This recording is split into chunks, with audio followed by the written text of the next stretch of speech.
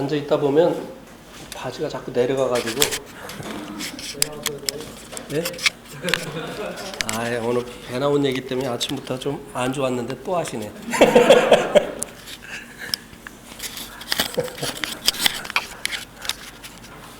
어떤 분이 왜 이렇게 배가 나왔냐고 해가지고 뭐 보태준 거 있느냐고 했더니 따라다니면서 그냥 말하는 것 좀 보라고.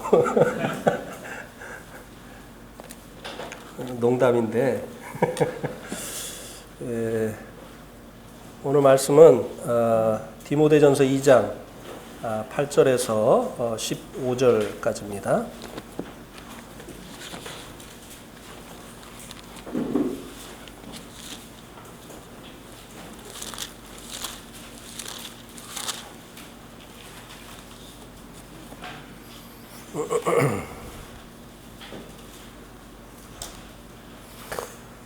어, 2장 8절부터 15절까지 교독하시겠습니다. 형제님들이 한 절, 자매님들이 한 절.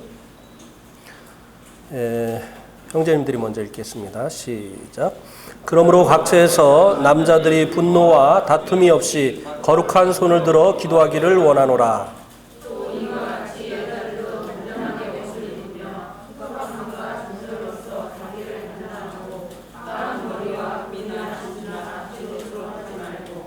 오직 선행으로 하기를 원하노라. 이것이 하나님을 경외한다 하는 자들에게 마땅한 것이니라. 여자가 가르치는 것과 남자를 주관하는 것을 허락하지 아니하노니 오직 조용할지니라.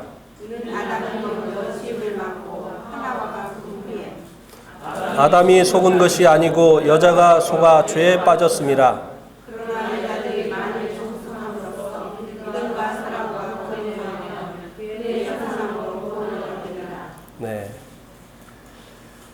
오늘 이 본문 말씀을 통해서 나누기로 원하는 말씀의 제목은 교회 안에서 남녀의 역할입니다. 모든 사회에는 그 사회를 유지하기 위한 법과 규정이 있죠. 이 사회들이 이 법과 규정을 통해서 질서가 유지가 됩니다. 이 교통 법규만 해도 이 교통 법규를 지키지 않게 되어지면 혼란이 오게 되어지고 무질서하게 되어집니다. 빨간불에는 서야 되는 거죠. 근데 제가 한번 여쭤보겠습니다. 노란불은 무슨 표시입니까? 예? 노란불은 무슨 표시죠? 빨리 가라는 표시죠. 속력을 내가지고. 제가 그렇게 해가지고 이번에 또 딱지를 띄었습니다. 예. 그래서 얘기를 하면서 서울에서 내려오다가 지나가는데 노란불이에요. 그래서 망설이다가 지나갔는데 딱 꺼지면서 카메라가 딱 보이더라고요.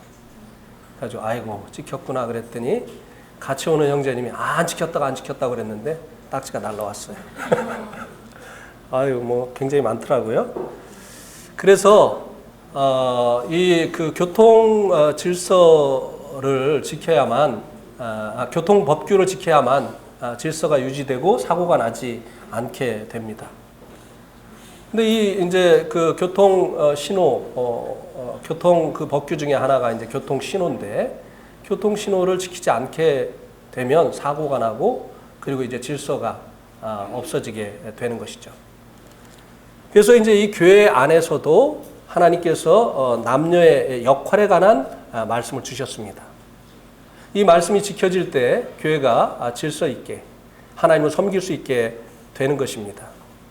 이 말씀을 이제 지키지 아니하면 교회가 무질서하게 되는 것입니다. 먼저 이제 그리고 이제 제가 이제 그 네팔에서 이 디모데 전후서, 디도서를 공부하면서 이게 왜 목회서신이라고 하는가 하는 것을 공부를 해보니까 알겠더란 말이죠. 여기서는 교회 안에서의 그 남녀의 역할에 대해서 이제 사도 바울의 뒤를 이어서 교회 일을 해야 될 디모데에게 이제 그것을 알려주고 있는 것입니다. 그래서 이 말씀대로 교회를 하게 되어지면 문제가 이제 없게 되어지는 것이죠. 2장 8절에서는 남자의 역할에 대해서 말씀을 해주고 있습니다.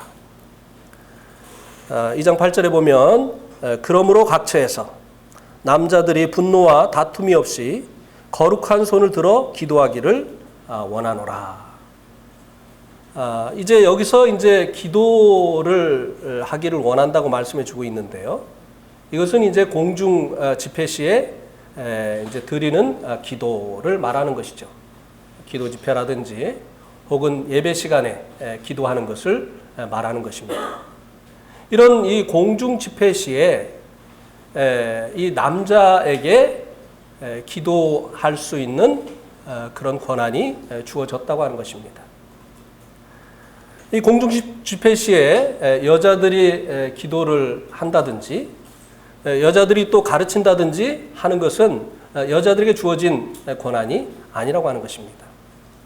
공중 집회 시에 입을 열어서 기도하고 가르치고 하는 이와 같은 일은 남자에게 주어졌다. 이것은 남자의 역할이다. 라고 하는 것을 이 말씀이 가르쳐주고 있는 것입니다. 그런데 이제 좀 자세히 2장 8절 말씀을 살펴보면요. 우선 이제 각처에서라고 하는 말씀을 살펴볼 수가 있습니다. 주님께서 교회를 세우시겠다고 말씀을 하셨지 않습니까? 이제는 주님께서 사람이 손으로 지은 성전 가운데 계시지 않고 두세 사람이 내 이름으로 모인 바로 이 교회 가운데 임재를 하시겠다고 말씀을 하셨습니다. 교회는 이제 하나님의 집, 곧 하나님께서 계시는 이제 성전인데요. 이 교회가 세워지기 전에는 기도하는 처소가 정해져 있었죠. 성전으로 가야 됐습니다. 또 예배를 드리기 위해서 성전으로 가야 됐습니다. 그러나 이제 주님이 오시고 난 후에 교회가 세워진 후에는 교회가 있는 그 각처에서 교회가 있는 그곳이 바로 하나님 앞에 예배하고 교회가 바로 하나님 앞에 기도하는 새로운 성전이 되어졌다고 하는 것을 이 말씀이 우리들에게 가르쳐주고 있는 것입니다. 우리는 당연한 것으로 생각을 하죠. 기도하고 또 예배드리기 위해서 교회로 모이는 것이 당연한 것이라고 생각을 하지만 이 당시에는 성도들이 이제 회당이나 혹은 이 성전에서 모였던 그 습관이 있기 때문에 이것을 가르치는 것은 대단히 중요한 일 중에 하나였다고 하는 것입니다.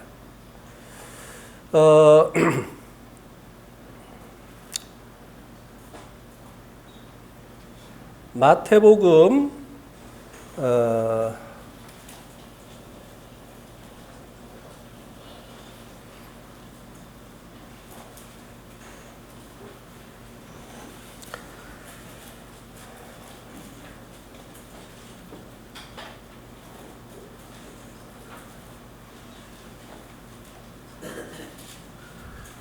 어디다 써놨는지 하도 많이 써가지고 잘 못 찾겠네요.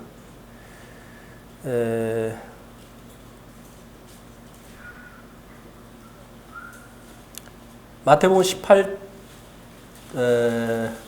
마가복음 11장 17절 한번 보시겠습니다.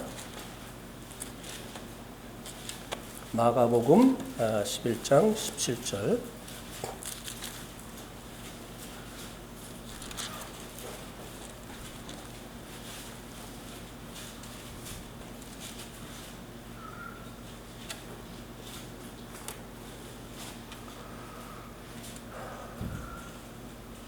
이에 가르쳐 이르시되 기록된 바 내 집은 뭐라고 했습니까? 만민이 기도하는 집이라 칭함을 받으리라. 예. 이 성전이 바로 하나님 앞에 기도하는 장소였죠. 왜냐하면 하나님께서 교회가 세워지기 전에는 이곳에 임재하셨기 때문이죠. 하나님 앞에 기도하기 위해서는 하나님 앞에 나가야 됐는데 교회가 세워지기 전에는 바로 하나님께서 이 성전에 임재하셨기 때문에 기도하기 위해서는 이 성전으로 나갔어야 됐던 것이죠. 그런데 이제 교회가 세워진 이후에는 주님이 이 사람이 손으로 지은 이 성전에 계시지 아니하시고 두세 사람이 내 이름으로 모인 곳에 나도 그들 중에 있겠다고 말씀을 하신 대로 교회 가운데 계십니다. 우리 한번 골로새서 1장 27절을 한번 보시기 바랍니다. 골로새서 1장 27절.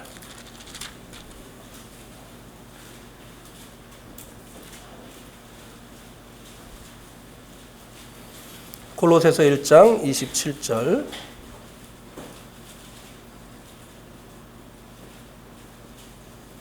한번 같이 읽겠습니다. 시작. 하나님이 그들로 하여금 이 비밀의 영광이 이방인 가운데 얼마나 풍성한지를 알게 하려 하심이라. 이 비밀은 너희 안에 계신 그리스도시니 곧 영광의 소망이니라. 예. 이것은 비밀이었다고 말씀해주고 있습니다.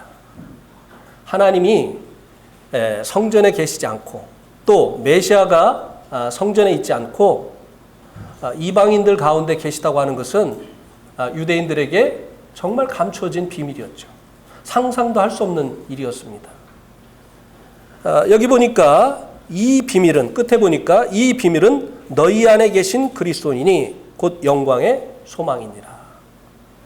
주님께서 이제는 바로 이 주님의 이름으로 모이는 이 성도들 가운데 계신다고 하는 것입니다. 이것이 무엇입니까? 교회입니다. 교회는 비밀이었어요. 상상도 할 수 없었던 일이었죠. 그래서 이제 사도 바울이 이제는 기도하기 위해서 특정한 장소로 나아가야 되는 것이 아니라 각 처에서 주님의 이름으로 모이는 그 교회 가운데서 기도를 해야 될 것에 대해서 말씀을 해주고 있습니다. 그 다음에 이제 앞서서 말씀을 드렸지만 디모데전서 2장 8절에 보면 누가 그러면은 이 공중 집회 시에 또 예배 시에 기도를 해야 되느냐 하는 것에 대해서도 말씀을 해주고 있는데요. 각처에서 그 다음에 남자들이라고 말씀해주고 있습니다. 네. 이 기도 집회 시에 기도하고 또 예배 시간에 기도하는 일은 남자들에게 주어진 역할이다라고 말씀을 해주고 있습니다. 이 일뿐만 아니라 교회를 인도한다든지 또 말씀을 가르치는 이와 같은 일은 남자들에게 주어진 일이라고 하는 것입니다. 이런 말씀에 대해서 말씀이 이제 교회에게 가르쳐주고 있는 이 말씀에 대해서 반기를 드는 이런 경우들이 있죠. 그들이 이제 아무런 근거 없이 반기를 들지 않습니다. 반기를 드는 사람들도 말씀을 근거로 어떻게 여자들을 배제하고 남자들만 기도하고 또 인도하고 말씀을 가르치느냐? 말씀 속에는 그렇지 않은 부분들도 있다. 이렇게 이제 이야기를 하면서 이 말씀에 대해서 반기를 드는 그런 분들도 있습니다. 그런 분들이 이제 이야기하는 구절 중에 하나가 고린도전서 11장 5절 말씀입니다. 한번 고린도전서 11장 5절 말씀을 보시겠습니다.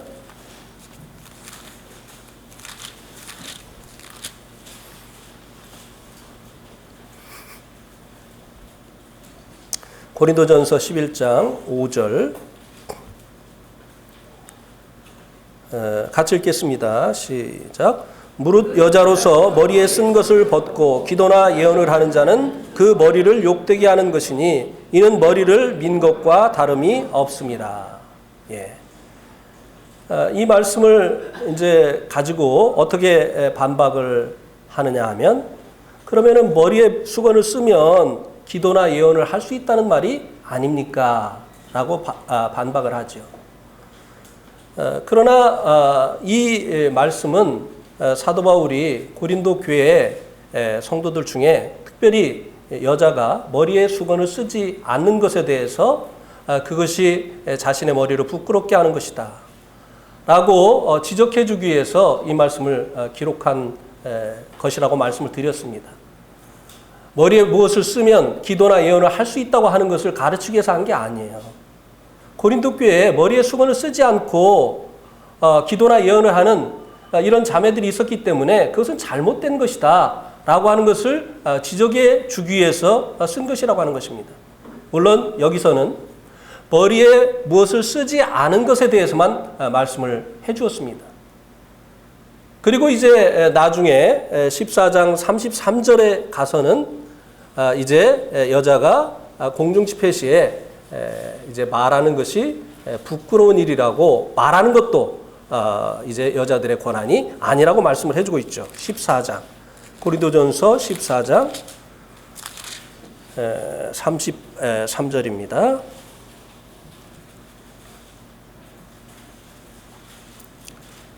하나님은 무질서의 하나님이 아니요 오직 화평의 하나님이시니라. 모든 성도가 교회에서 함과 같이 여자는 교회에서 어떻게 하라? 잠잠하라. 그들에게 말하는 것을 허락함이 없나니 율법에 이른 것 같이 오직 복종할 것이요. 예. 이렇게 이제 말씀해주고 있죠. 그 다음에 이제 디모데 전서 3장 11절을 가지고 또 반박을 하는 경우가 있는데요. 디모데 전서 3장 11절. 디모데 전서 3장 11절에 보면 여자들도 이와 같이 정숙하고 모함하지 아니하며 절제하며 모든 일에 충성된 자라야 할지니라. 봐라. 여기 여자 집사의 자격을 얘기해주고 있지 않느냐. 여자들은 교회에서 이제 인도한다든지 또 사역을 한다든지 말을 한다든지 하는 그와 같은 일이 금해졌다고 이야기를 하지만 여기 이 말씀에는 여자들의 그 여자 집사의 자격을 얘기해주고 있지 않느냐. 이렇게 이야기를 하면서 실제적으로 교회에 여자 집사를 세우고 심지어는 장로를 세우고 심지어는 이제 안수를 해서 여자 목사를 세우는 이런 경우도 있는 것을 볼 수 있게 됩니다. 그러나 이 말씀은 여기서 말씀해주고 있는 이 여자가 어떤 여자들이냐면요. 킹제임스 번역에 보면 그들의 아내들도 라고 되어 있습니다. 위에서 말한 장로와 집사들을 세울 때 장로와 집사들에게 이런 자격이 필요한데 그 장로와 집사가 결혼한 경우에는 그들의 아내들도 이러한 자격을 갖춰야만 된다라고 하는 것을 말씀해 주고 있는 것입니다. 왜냐하면 부부는 하나이기 때문에. 그것을 말씀해 주고 있는 것이지 여자 집사, 여자 장로의 자격을 말씀해 주고 있는 것이 아니라고 하는 것입니다. 그래서 이것을 근거로 여자가 교회에서 이제 잠잠하라고 하는 여자의 역할은 교회에서 이제 기도하고 가르치고 하는 역할이 아니라고 하는 것을 반박하는 이런 경우가 있는데요. 그래서 말씀을 잘못 분별한 것이라고 하는 것입니다. 그 다음에 이제 어떻게 이 남자들이 기도를 해야 되느냐 하는 것에 대해서 이제 말씀을 해주고 있는데요. 각처에서 디모데전서 2장 8절에 보면 각처에서 남자들이 분노와 다툼이 없이 거룩한 손을 들어 기도하기를 원하노라. 예. 거룩한 손을 들어서 기도하기를 원한다. 그래서 이제 어떤 교회들을 보면 기도만 하려고 하면 어떻게 하죠? 손을 들어요. 예, 손을 들죠. 근데 여기서 말씀해주고 있는 이 거룩한 손이라고 하는 의미가 거룩한 손을 들어라고 이제 말씀해주고 있는데 여기서 말씀해주고 있는 이 거룩한 손의 의미가 무엇을 말씀해주고 있느냐고 하는 것이에요. 손은 일하는 우리 지체 중에 손은 일을 하는 도구입니다. 그래서 이제 공중 집회에 나와서 예배드리고 기도하는 그것이 거룩해야 되는데, 예배가 거룩해야 되잖아요. 우리가 드리는 기도도 이제 우리가 세상 아버지나 또 윗사람에게 무엇을 요구하는 것과 달라야 되잖아요. 그죠? 구분돼야 됩니다. 거룩해야 돼요. 그런데 이 예배나 우리가 드리는 기도가 거룩하기 위해서는 예배드리지 않는 평상시에 이 삶이 거룩해야 된다라고 하는 것을 말씀해 주고 있는 것입니다. 그래서 이제 이사야서 1장 한번 13절에서 15절을 한번 보시기 바랍니다. 이사야서 1장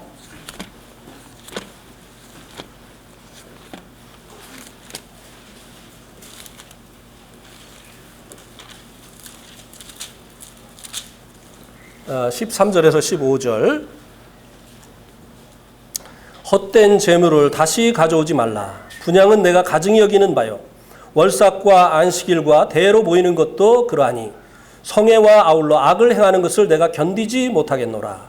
내 마음이 너희의 월삭과 정한 절기를 싫어하나니 그것이 내게 무거운 짐이라. 내가 지기에 곤비하였느니라. 너희가 손을 펼 때 내가 내 눈을 너에게서 가리고 너희가 많이 기도할지라도 내가 듣지 아니하리니 그 이유가 뭐라고요? 이는 너희의 손에 뭐가 가득하다고요? 피가 가득하다. 지금 이들이 지키는 그 절기가 문제가 아니에요. 하나님께서 그들의 드리는 예물을 받지 아니하시고 절기에 대해서 싫어하신다고 하시는 그 이유가 그들이 지키는 절기와 그리고 그들이 드리는 그 예물이 문제가 아니라 평상시의 삶 가운데서 그들이 이제 하나님 앞에 온전한 삶을 살지 못하고 있는 것이 문제라고 하는 것입니다. 손에 피가 가득하다는 거예요. 그러니까 여기서 말하는 손에 피가 가득하다고 하는 것은 그들이 어떠한 삶을 살고 있는가, 평상시에 하나님 앞에 나오기 전에 하나님 앞에 나오지 않는 그 시간을 어떻게 보내고 있는가라고 하는 것을 보여주고 있는 것이잖아요. 그래서 거룩한 손을 들어서 하나님 앞에 이제 기도하라고 하는 이 말씀은 교회 나오기 전에 목욕 제기하고 그리고 깨끗이 씻고 깨끗한 손을 가지고 와서 그 손을 들고 기도하라고 하는 그런 의미가 아니라고 하는 것입니다. 하나님 앞에 나와서 예배를 드리는 그 시간 외의 시간을 주님과 동행하면서 거룩한 삶을 산 것을 기초로 해서 하나님 앞에서 예배드리고 하나님 앞에서 기도를 해야 된다라고 하는 것을 말씀해 주는 것이라고 하는 것입니다.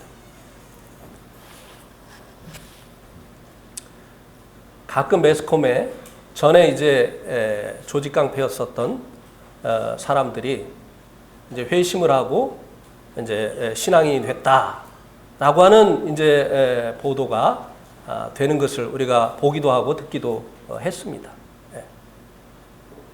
근데 나중에 보면요, 이제 누구라고 구체적으로 말씀드리기는 어려운데요. 전국의 이 조직 깡패를 아우르던 분이에요. 그분이 이제 회개를 하고 이제는 하나님을 섬긴다고 했는데 기도원 뒷산에서 자기 그 조직의 그 부하들을 집합을 시켜가지고 또 이제 그 보스로서의 역할을 했다고 하는 것이 드러난 것이에요. 그 아무리 교회 와서 눈물을 흘리면서 기도를 하고 간절히 기도를 한다 할지라도 그게 평상시의 삶이 거룩해지지 않은 거예요. 정리되지 않은 것이에요. 하나님께서 이런 기도를 들으시고 받으시지 않는다고 하는 것입니다. 아무리 눈물로 기도를 하고 아무리 간절한 그 같은 음성으로 주님 앞에 기도를 한다 할지라도 그 배경, 평상시의 그 삶, 그것이 하나님 앞에 온전치 못하게 되어진다고 한다면 하나님께서 그것을 받으시기에 어려우시다고 하는 것입니다. 왜요? 하나님 우리의 모든 삶 전체를 보고 계시잖아요.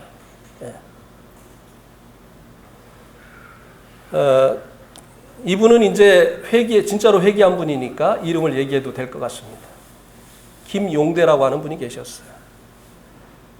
울산에 이제 조직 깡패가 두 그룹이 있는데요. 하나는 목동파, 하나는 역전파입니다. 그런데 이 김용대 씨는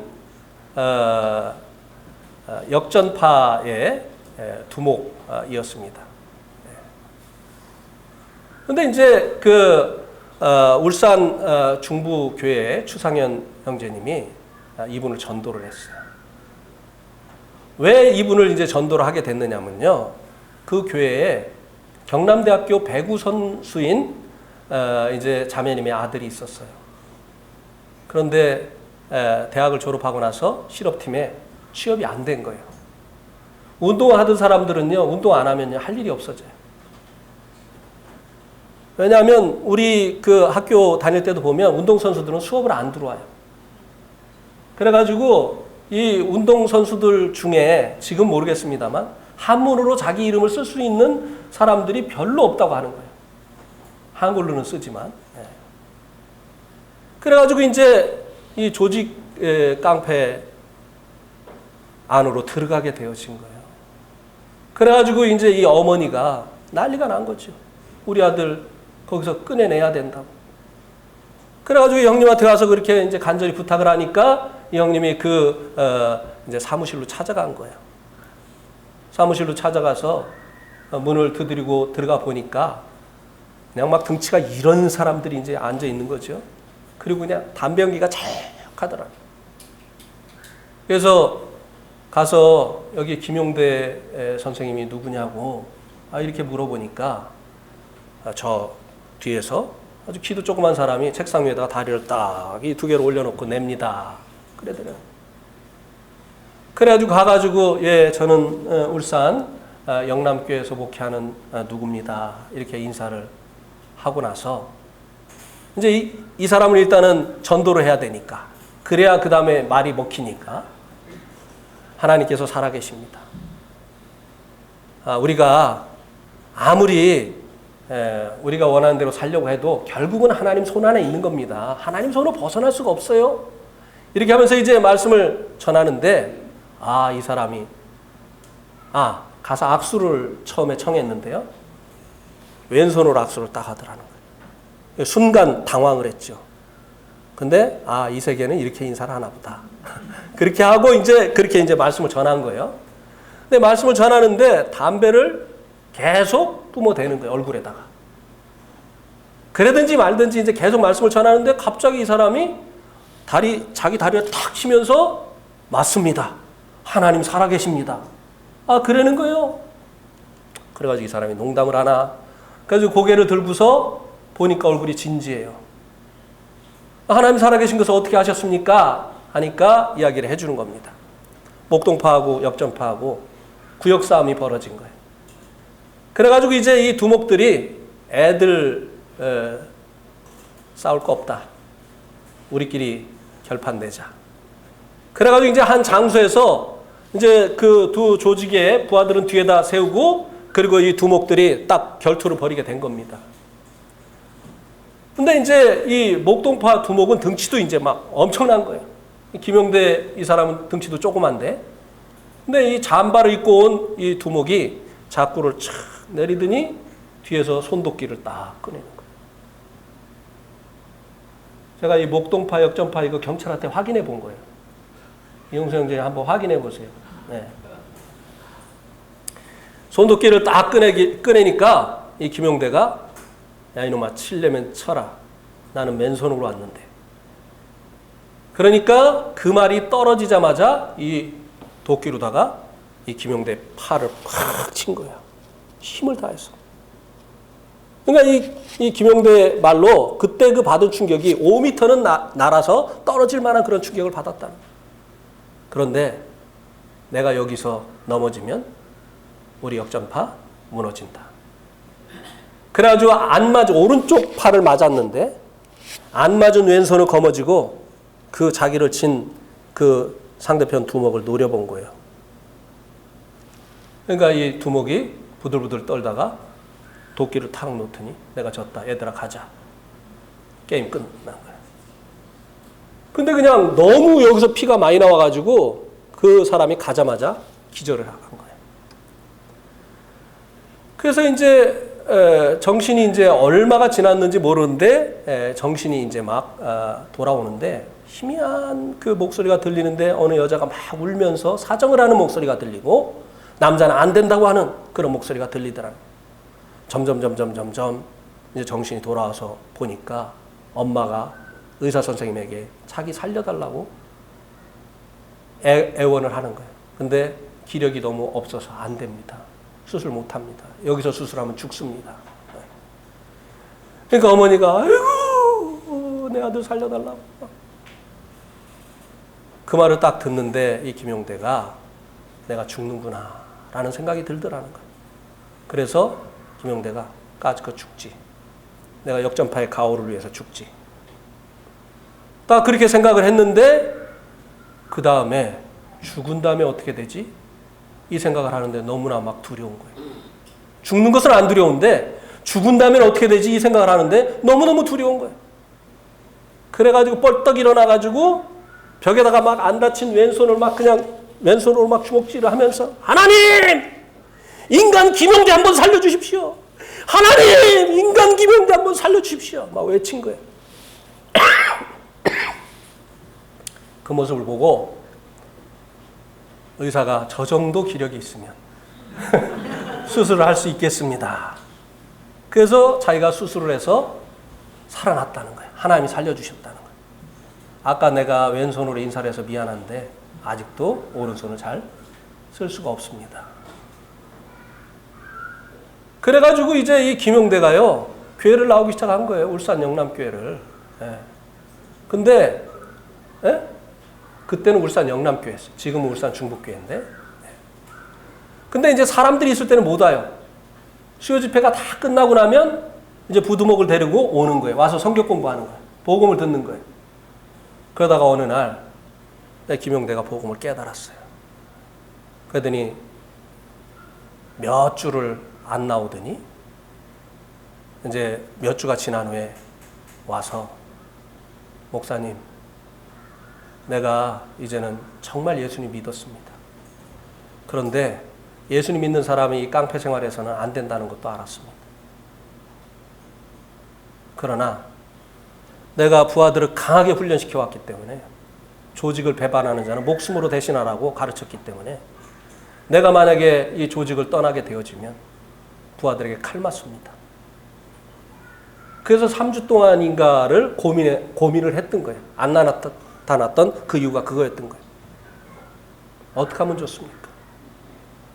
근데 이 추상현 형님이 그래도 예수 믿는 사람은 깡패 생활은 안 됩니다. 정리하셔야 됩니다. 네, 알겠습니다. 자기 것들을 정리를 해가지고 부두목과 함께 잠적을 해버렸어요. 그래서 실제적으로 역전파가 와해가 돼가지고 지금 물어보시면 울산에 신역전파가 있습니다. 목동파하고 신역전파. 네. 하나의 좋은 예가 되겠지요. 평상시에 이 삶이 하나님 앞에 나와서 드리는 이 기도, 하나님 앞에 드리는 이 예배와 밀접한 관련이 있다고 하는 것입니다. 예수님께서 내 죄 다 담당해 주셨는데 뭐 어때? 하면서 깡패 생활하면서 와서 주님 이 죄를 위해서 피 흘려 주셔서 감사합니다라고 하면 되는 거 아니냐? 이렇게 생각을 할 수가 있습니다만 그렇지가 않다는 것이에요. 거룩한 손을 들어서 하나님 앞에 이제 기도하게 될 때, 하나님 앞에 예배하게 될 때 거룩한 손을 들어서 하나님 앞에 예배를 하라고 하는 것입니다. 네. 그 다음에 이제 이 거룩한 손을 들기 위해서 이제 구체적으로 필요한 것들을 말씀해 주고 있는데요. 이 우리의 손을 더럽히는 이 악 두 가지를 말씀해 주고 있죠. 첫 번째는 분노입니다. 이 분노는 누군가가 나를 모함을 했다든지 나에게 욕을 했다든지 뭐 이렇게 할 때 또 나에게 어떤 피해를 줬다든지 이렇게 할 때 마음에서 일어나는 감정이죠. 근데 이제 일어나는 것 정도를 얘기하는 것이 아닙니다. 여기서 말씀해주고 있는 이 분노는 그것을 표출하는 것을 얘기하는 것이에요. 이것이 우리의 뭡니까? 손을, 하나님 앞에 나오는 우리의 손을 더럽히는 악 가운데 하나라고 하는 것입니다. 그래서 이제 마태복음 5장 23절, 24절 한번 보시기 바랍니다. 마태복음 5장 23절, 24절.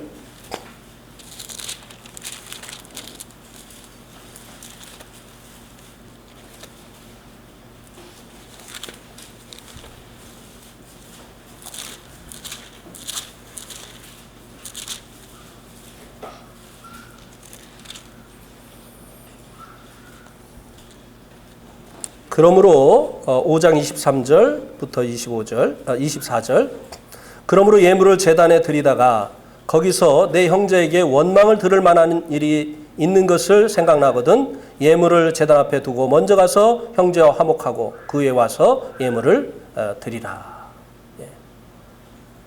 이런 이제 문제가 생겼을 때 이제 그 문제를 해결하고 하나님 앞에 이제 기도하고 그리고 또 예배를 드리는 것이 거룩한 손을 들어서 하나님 앞에 하는 것이라고 하는 것을 말씀해 주고 있죠. 한번 누가복음 23장 24절 주님의 예를 한번 보겠습니다. 누가복음 23장 24절.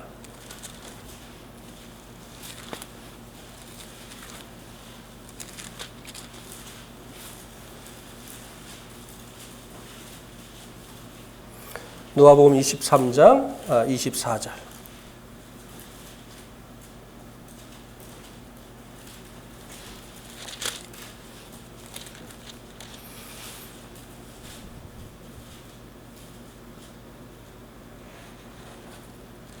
죄송합니다.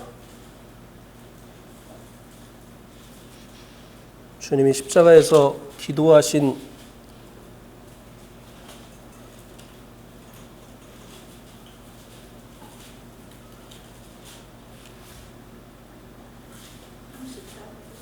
(34절이에요)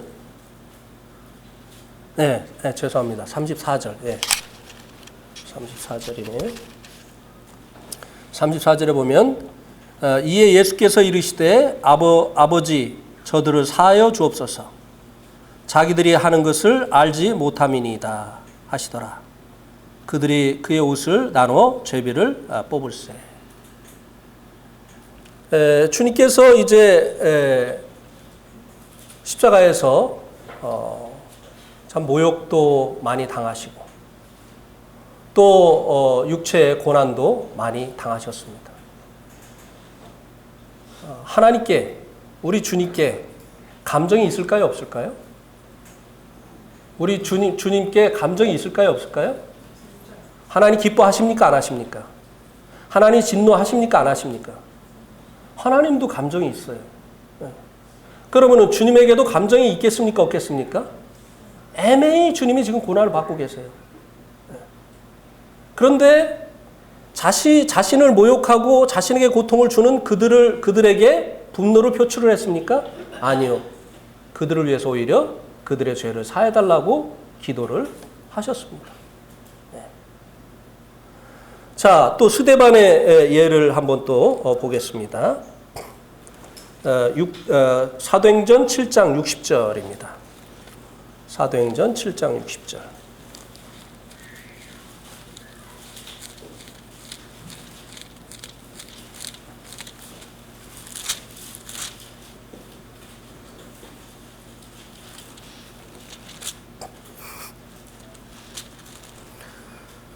여기도 보면 무릎을 꿇고 크게 불러 이르되 주여 이 죄를 그들에게 돌리지 마옵소서 이 말을 하고 자니라. 스데반도 돌에 맞아서 죽으면서 스데반이 그들에게 잘못한 일이 뭐가 있나요? 하나의 복음 전해준 것밖에 없어요.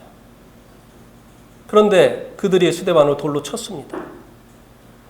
근데 스데반도 감정이 있겠습니까? 없겠습니까? 있죠. 그런데 스데반이 오히려 그들의 죄를 그들에게 돌리지 말아달라고 오히려 그들을 위해서 기도한 것을 볼 수 있게 됩니다. 때로는 우리가요, 이 기도를요, 분노를 표출하는 이런 기도를 할 수가 있어요. 예. 이것은 거룩한 손을 들어서 하나님 앞에 하는 기도가 아니라고 하는 것입니다. 예. 그 다음에 이제 다툼인데요. 이 다툼은 분노 다음에 일어나는 것이죠. 분노를 절제하지 못하면 결국은 다툼으로 이어지게 되어 있습니다.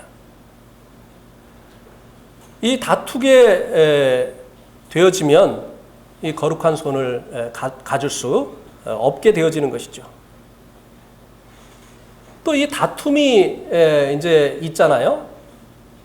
제가 이제 교회에 외부에 이제 집회를 가서 말씀을 이렇게 전해 보면 교회에 이제 다툼이 있는 경우에요. 제가 말씀을 전하면요. 말씀을 안 봐요. 지금 내가 전하고 있는 말씀이 그 말씀에서 그렇게 말하고 있는지 그 말씀의 뜻이 그런지 이걸 안 봐요. 그리고 오늘 이 말씀이 누구 편 들어주나 이렇게만 말씀을 들어요. 그러니까 엄청 어려워요. 말씀 전하는 것이. 네. 지금 말씀이 그렇다고 하는 것을 말해주고 있는 것인데 말씀을 안 보고 오늘 이 말씀이 누구 편 들어주나. 이 다툼이 그런 이제 열매를 맺게 하는 것이죠. 그래서 이 분노를 절제하지 못하게 되면 결국은 이제 다툼이 일어나게 되는 것이죠.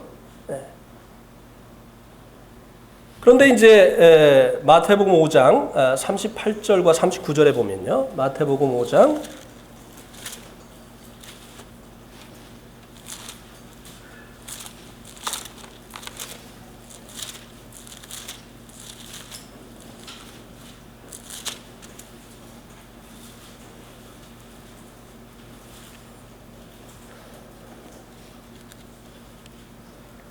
또 눈은 눈으로 이는 이로 갚으라 하였다는 것을 너희가 들었으나 나는 너희에게 이르노니 악한 자를 대적하지 말라. 누구든지 내 오른편 뺨을 치거든 왼편도 돌려대며.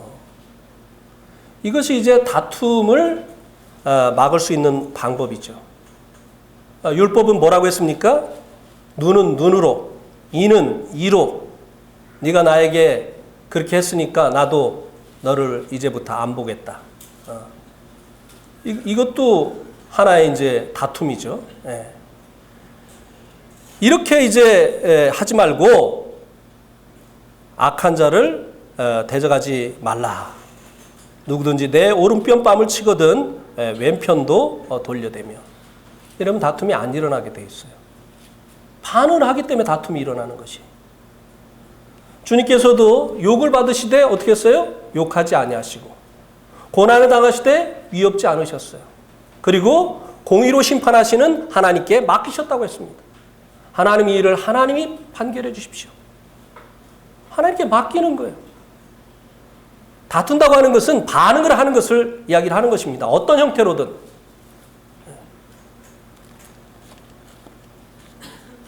이렇게 이제 우리가 이 거룩한 손을 이제 부정하게 만들 수 있는 이런 두 가지 요소, 분노나 이 다툼으로부터 자유케 되어진 이런 상태에서 주님 앞에 기도를 드리게 될 때 주님께서 그 기도를 들으시고 그 예배를 받으실 수 있다고 하는 것입니다. 자, 그러면 이제 9절에서 13절에서는 여자의 역할에 대해서 말씀해 주고 있습니다. 자, 여자의 역할은 11절과 12절에서 아주 압축적으로 얘기해 주고 있죠. 11절에 보니까 여자는 1절 순종함으로 조용히 배우라. 여자가 가르치는 것과 남자를 주관하는 것을 허락하지 아니하노니 오직 조용할지니라. 여자가 교회에서 해야 될 그 역할은 공중 집회 시에 배우는 것이고 그리고 조용히 있는 것입니다. 성경이 그것을 말씀해 주고 있죠. 그러기 위해서 이제 필요한 것들을 말씀을 해주고 있는데요. 여자가 공중 집회 시에 조용히 있고 배우는 위치에 있기 위해서 필요한 것들을 말씀해 주고 있는데요. 남자들이 이제 분노와 다툼이 없이 거룩한 손을 들어서 기도를 해야 되는 것처럼 여자들이 당신들에게 주어진 그 역할을 감당하기 위해서 필요한 것이 무엇인가를 말씀해 주고 있습니다. 9절에 보면 여자들도 단정한 옷을 입고 그 다음에 소박함과 정절로서 자기를 단장하고 라고 말씀해 주고 있습니다. 단정한 옷을 입고 소박함과 정절로서 자기를 단장하라는 것이죠. 그 반대가 무엇입니까? 그 반대를 그 다음에 말씀해 주고 있죠. 따은 머리와 금이나 진주나 값진 옷으로 하지 말라고 하는 것이죠. 여기에 그 나오고 있는 이제 이 여자들이 잠잠하고 그리고 또 배우는 위치에 있기 위해서 해야 될 일 중에 하지 말아야 될 그 일, 이것은 이 당시에 고관 대작들의 그 귀부인들의 차림새를 생각나게 해주죠. 또 중세시대 때 그 귀부인들의 그 차림새를 생각하게 해주죠. 그죠? 머리를 그냥 막 엄청나게 그 단장을 하지 않습니까? 거기에다가 뭐 금비녀도 꽂고 뭐 막 그 온갖 보석으로 이제 치장을 하고 이렇게 하지 않습니까? 이렇게 하는 것은 결국 자기를 이렇게 이제 단장을 하는 것은 결국 무엇을 원해서 무엇 때문에 이렇게 화려하게 단장을 하는 거겠습니까? 자기가 주목받기를 원하는 것이에요. 교회에서 이제 이 그 메인 역할을 해야 될 자들은 이 남자인데 여자들이 자신을 화려하게 단장을 하는 것은 소박하게 하지 아니하고 이 단장하게 이렇게 화려하게 단장을 하는 것은 결국 무엇이냐면은 자신이 주목받기를 원하는 것이다 이 말입니다. 남자가 아니라 자기가 주목받기를 원하는 것입니다. 주님이 아니라 자기가 주목받기를 원하는 데서 나오는 것이 이 화려한 단장이라고 하는 것입니다. 자기의 위치에 있으려고 하는 것과 이것이 맞지 않는 것이라고 하는 것입니다. 그래서 단정하게 옷을 입는 것이 필요하죠. 이 단정하게 옷을 입는 기준이 뭐냐라고 어떤 자매들이 물어보더라고요. 왜냐하면 하도 자매들이 짧은 치마를 입어가지고 그래가지고 너무 그렇게 그 짧은 치마를 입으면 형제들이 주님께 집중하는데 방해된다. 왜요? 옛날에는요 의자가 없었어요 모임에. 그래가지고 그냥 바닥에 앉았거든요. 그럼 짧은 치마를 입고 와가지고 바닥에 앉아보세요. 허벅지가 다 드러납니다. 그리고 또 둥그렇게 앉았잖아요. 앞에 자매가 허벅지 다 드러내고 앉아 있어요. 눈 감지 않고는 헷갈리는 거예요. 네? 그래가지고 이 자매들이 주님께 집중하고 이 교회가 예배할 때 주님께 집중하고 또 모임에 주님이 주가 되시기 위해서 자매들이 이 단정한 복장을 갖는 거 굉장히 중요하다. 이렇게 얘기를 했더니 딱 끝나고 나가지고 형제님 몇 센치를 입어야 되는 거야? 단정한 게. 기준이 얼마예요? 자기 살이 드러나지 않게 앉았을 때 자기 살이 드러나지 않게 하는 것이 아니겠느냐. 뭐 성경에 몇 센치라고 나와 있지 않는데 내가 그것까지 얘기하면 성경을 뛰어넘는 것이니까 말할 수 없는데 이 단정하지 아니한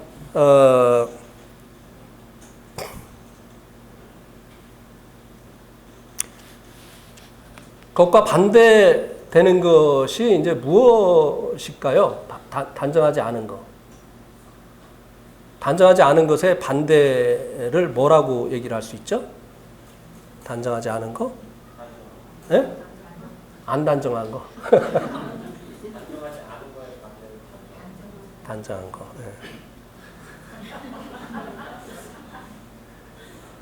이 단정하지 않은 것을 생각하면 어떤 사람이 생각이 납니까? 매춘부 생각나죠. 막 노출하고. 왜 그렇게 하죠? 남자들의 눈길을 끌기 위해서. 네? 그렇게 하는 거 아니겠어요? 네. 단정하는 것은요, 자기가 단정하게 한다고 하는 것은 자기가 주목받지 않으려고 하는 거예요. 네팔에서요, 이 결혼식 때 이게 보면요, 결혼식 때 메인은 누가 돼야 됩니까?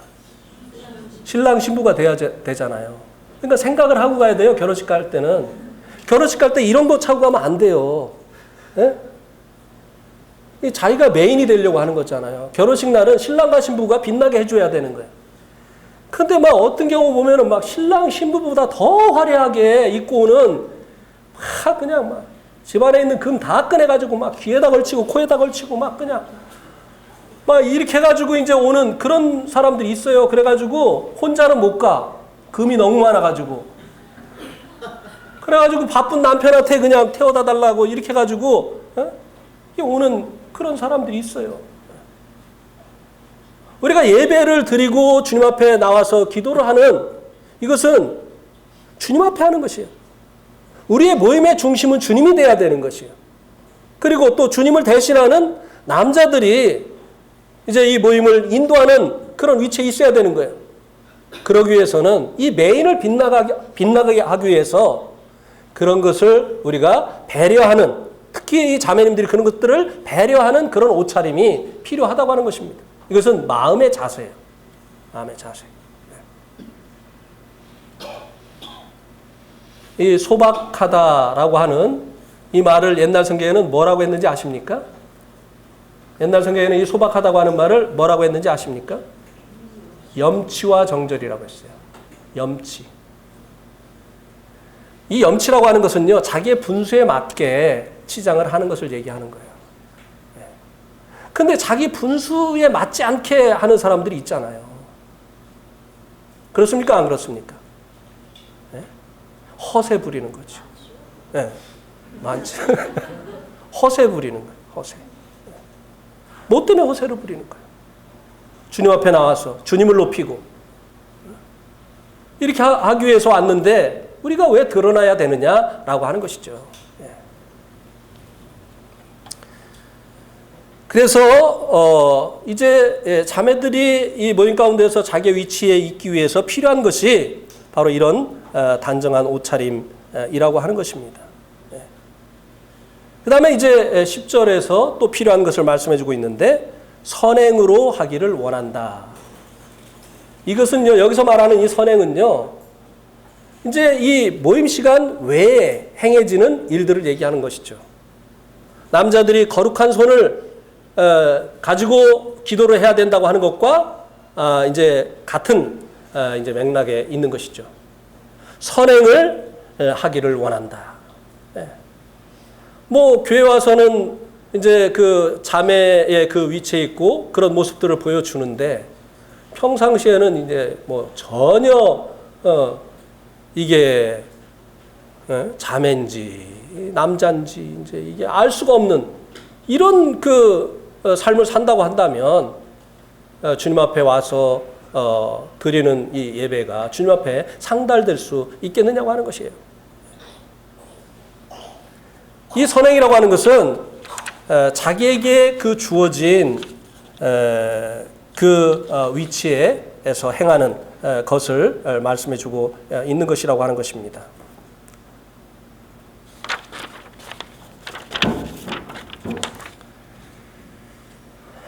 자신의 역할에 충실한 것.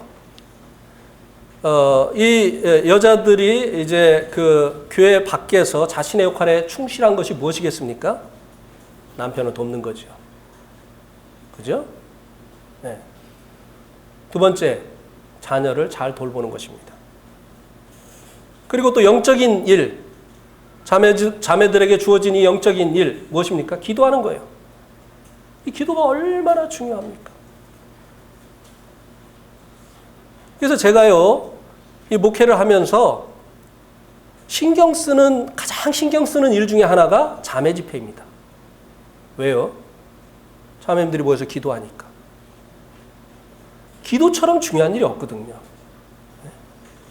사단이요, 제일 무서워하는 사람이 누군지 아세요? 기도하는 사람이에요. 기도 없이 무슨 일을 하면요, 사단이 그냥 놔둡니다. 왜? 자기가 하는 거니까. 그 사람 잘나가지고 자기가 똑똑해서 하는 거니까 얼마든지 그것은 사단이 제압할 수 있거든요. 근데 기도를 하면요, 그 일에 하나님이 개입하시도록 하는 거거든요. 그러니까 사단과 주님이 싸우도록 하시는 거거든요. 그러니까 이 사단이 가장 두려워하는 사람들은요, 기도하는 사람들이에요. 이 교회 사역 가운데 정말 중요한 일이 있다고 한다면 이 기도라고 하는 것이에요. 이 일이 자매님들의 역할이라고 하는 것입니다. 그러니 이 자매들이 이 자매 집회에 나와서 그 기도 제목 한 가지 한 가지를 위해서 얼마나 기도하시는지 아세요?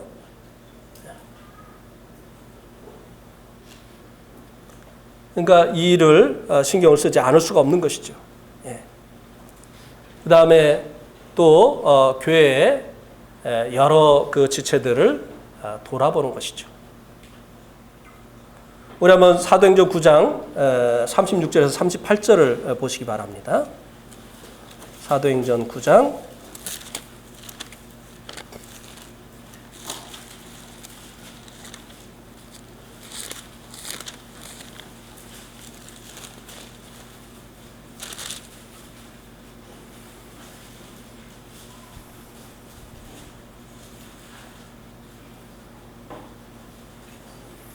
36절에서 38절까지 우리 한번 같이 읽겠습니다. 시작.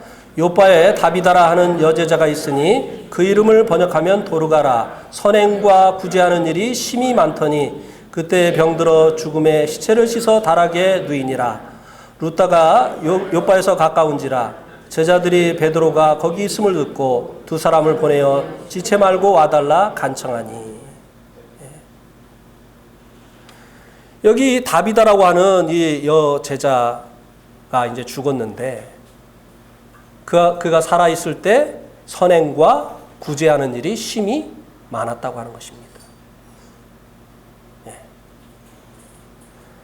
그래서 39절에 한번 보세요. 베드로가 일어나 그들과 함께 가서 이르되 그들이 데리고 다락방에 올라가니 모든 과부가 베드로 곁에 서서 울며 도르가가 그들과 함께 있을 때 지은 속옷과 겉옷을 다 내보이거늘. 그가 보이지 않는 곳에서 성도들을 위해서 속옷도 짓고 겉옷도 짓고 성도들을 살피면서 열심히 일해서 자기의 생활을 더 부유하게 하는 그런 데 사용하지 아니하고 이런 데 사용을 했었던 것이에요. 그러니까 성도들이 그가 죽은 후에 그의 선행을 기억을 하면서 그를 기억을 했었던 것이 아닙니까? 자매님들의 역할이 바로 이런 것들이라고 하는 것이죠. 아유, 모임은 여자들은 할 일이 아무것도 없어. 기도도 못하게 해. 너울 씌워놓고 간증도 못하게 해. 아무것도 못하게. 아니요. 할 일이 너무나 많이 있어요. 남편을 정말 존중하고 남편을 세우는 이와 같은 일을 아내가 해야 되는 것이에요. 자기 아내에게 인정받지 못하는 남편요, 어디 가서도 기를 피지 못합니다. 그래요, 안 그래요, 형제님들? 네? 남편에게 인정받지 못하면 어디 가서 기가 펴집니까? 네. 이 인정받지 못하는 사람들이요, 온유하지 못한 거예요.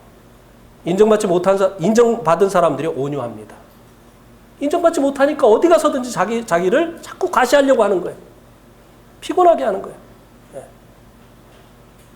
근데 아내에게 인정받는 사람들은요, 온유합니다. 그 다음에 아이들 말이죠. 아이들을 위해서 할 일이 얼마나 많습니까?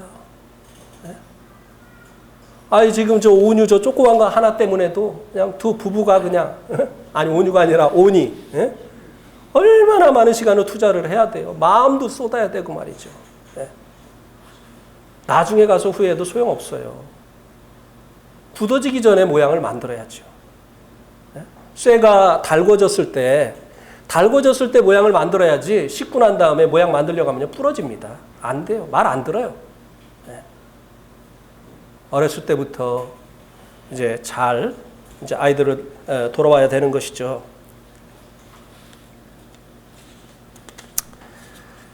그 다음에 이제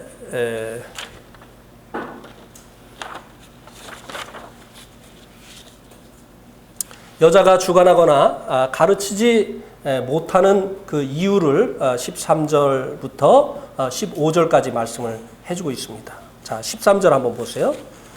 그 이유가 무엇인가?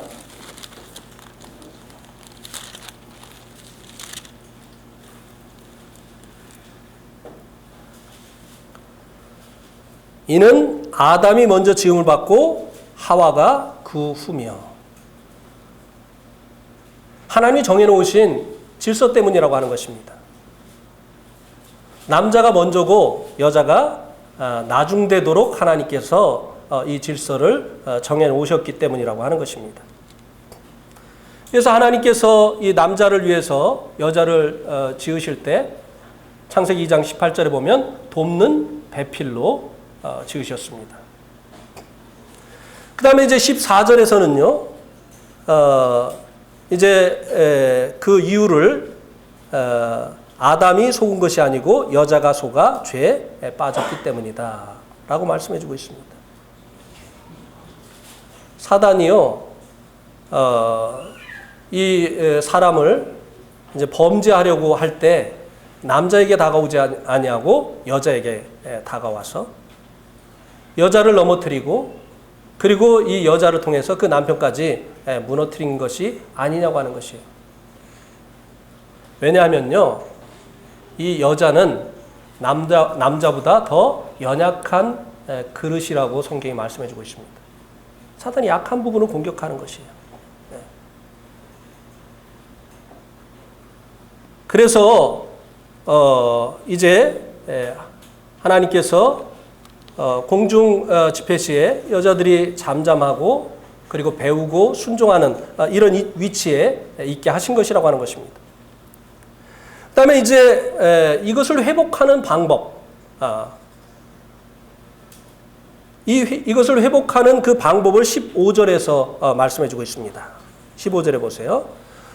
그러나 여자들이 만일 정숙함으로써 믿음과 사랑과 거룩함에 과하면 그 해사람으로 구원을 얻으리라. 예.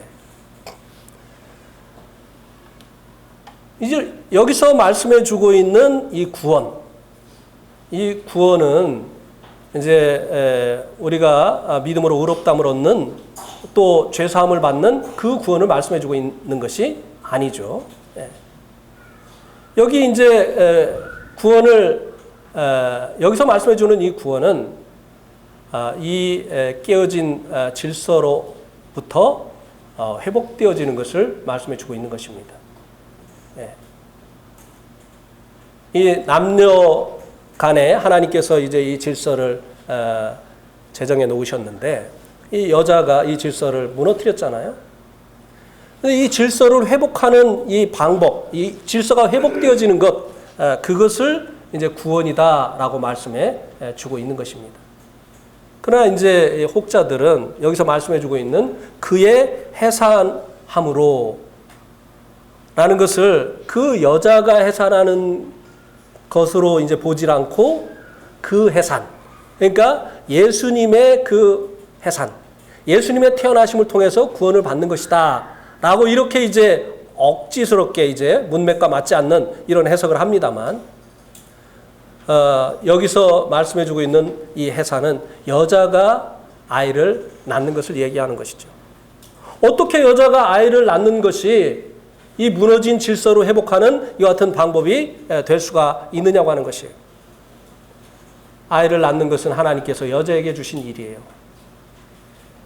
이 말의 의미는요, 여자에게 주신 이 대표적인 역할이 해산이다 이 말입니다. 그러니까 이 무너진 질서를 회복하는 방법은 여자가 자신의 역할에 충실하면 된다고 하는 것입니다.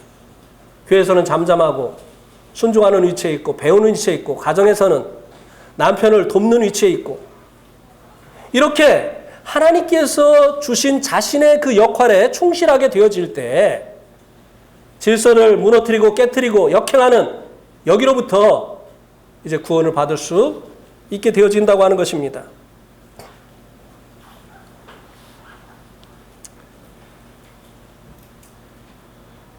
엄마의 돌봄을 받지 못한 아이들이 어떤 모습으로 살아가고 있습니까?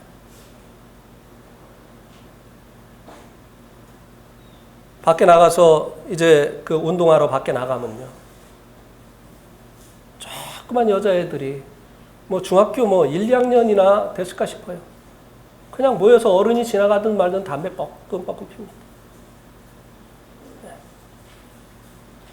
그리고 또 그 내동초등학교에 가면 구석에다가 한 해 데려다 놓고 그냥 뭐를 하는 건지 그냥 못 살게 굴어요.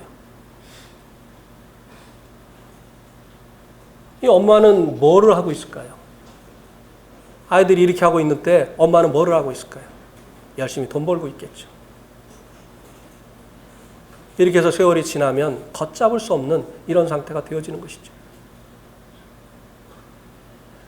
이 여자에게 주어진 이 역할, 특별히 이 자매들에게 주어진 이 역할, 그것을 감당하게 되어질 때 하나님께서 그 질서가 깨어짐으로 일어나게 되어지는 이 모든 일로부터 구원해 주시는 이와 같은 일들을 이루어 주신다고 하는 것입니다. 우리가 이 자기 역할을 잘 감당했던 대표적인 어머니 하면은 누구를 생각을 할 수가 있죠? 네? 누구를 생각할 수 있죠? 작은 갈대 상자, 네, 요게벳. 요게벳이 그 자녀를 잘 양육한 대표적인 그 어머니이죠. 그죠? 이 모세는요, 어린 나이에 갈대 상자에 넣어서 버려졌습니다. 물론 이제 그 살아남게 하려고 이제 그렇게 한 것이지만, 그래서 바로의 공주의 품 안에서 애굽 공주의 아들로 컸어요. 애굽의 최고 학문을 배웠습니다. 그런데 그가 40이 되어서 어떤 생각을 했습니까? 이제 애굽을 접수해서 그 공주에게는 역사의 기록에 보면 그 공주의 아버지인 그 왕에게는 아들이 없었답니다. 그러면 이 모세가 애굽의 왕이 될 수 있는 그런 가능성이 있었던 것이거든요. 근데 40이 된 모세가 애굽의 왕이 될 생각을 했습니까? 이스라엘을 돌아볼 마음을 먹었습니까? 이게 누구의 교육의 결과일까요? 네, 유모로서 이 요게벳이 자기 아들을 가르쳤던 거예요. 그런데 그 애굽의 최고의 학문보다 더 큰 영향을 미쳤다 이 말입니다. 네. 애굽의 최고의 자리에 있으면서 애굽의 최고의 학문을 배웠는데 그가 왜 학대받는 그 동족을 위해서 자신을 드리고자 하는 이와 같은 마음을 갖게 됐냐고 하는 것입니다. 어머니의 교육의 결과예요. 네. 아이들을 어떻게 가르치느냐에 따라서요, 아이들의 가치관이 형성이 됩니다. 아이들이요, 요즘 아이들 보세요. 돈밖에 몰라요. 네. 신앙을 가졌는데도 불구하고 돈이 먼저입니다. 네.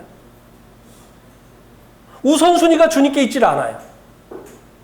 주님을 사랑하는 마음이 너무나 적어요. 세상을 사랑하는 마음은 너무나 큽니다. 이게 누구의 영향일까요?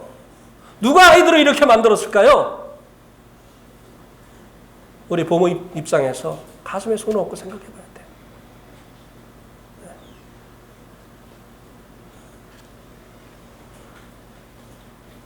뭐 마지막으로 디모데후서 3장 15절 말씀을 한번 보시겠습니다.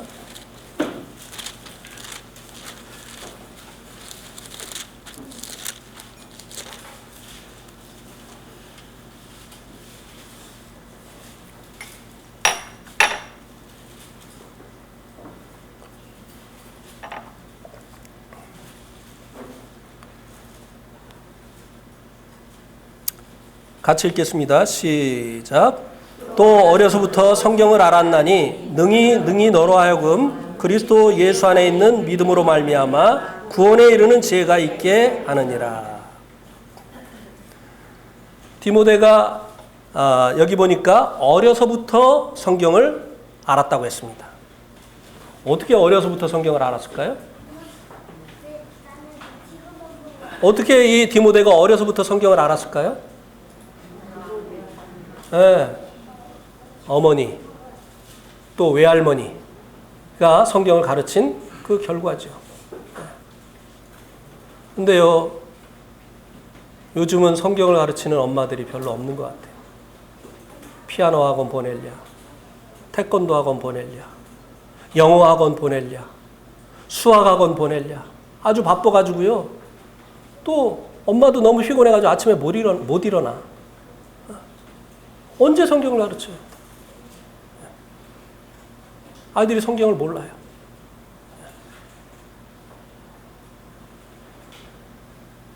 이렇게 여자가 자기에게 주어진 이 역할을 감당하게 되어질 때 이 무너진 질서가 회복되어지고 그 질서가 무너짐으로 인해서 생겼던 이 모든 문제로부터 구원을 받게 되어지는 가정이 깨지고 자녀들이 방황하는 이런 이 모든 문제들로부터 또 교회가 혼란스러워지는 이런 문제로부터 구원을 받게 되어진다고 하는 것입니다. 아멘. 네.